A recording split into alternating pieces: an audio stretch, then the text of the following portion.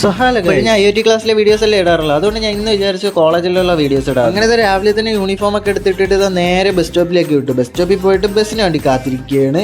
അങ്ങനെ ബസ്സൊക്കെ കിട്ടിയത് നേരെ ക്ലാസ്സിൽ കയറിയപ്പോൾ ഗ്രാഫിക്സിന്റെ ക്ലാസ് ആണ്. അപ്പോൾ നമ്മളൊക്കെ വരയ്ക്കുന്നത് ഇവളതെന്താ എഴുതുന്നത്. ബാക്കിലാണെങ്കിൽ ഒരുത്ത ഫോണൊക്കെ ഉണ്ട്. എന്തായാലും ഇങ്ങനെ ലാറ്ററൽ എൻട്രിക്കാർക്ക് മാത്രമുള്ള ക്ലാസ് ആയതുകൊണ്ട് ഉച്ചയ്ക്ക് തീർന്നു. അപ്പോൾ എവളുടെ ചിലവാ, ബർത്ത്ഡേ ചിലവേ 2 ആഴ്ച കഴിഞ്ഞ് ബർത്ത്ഡേ കഴിഞ്ഞു. പിന്നെ ഒന്നും നോക്കിയില്ല, ഓരോ പപ്സും ലൈമും പറഞ്ഞ് അങ്ങനെ പപ്സും ലൈമും കുടിച്ചോണ്ടിരുന്നപ്പോഴാണ് ഒരുത്തിയുടെ ബസ് വന്നത്.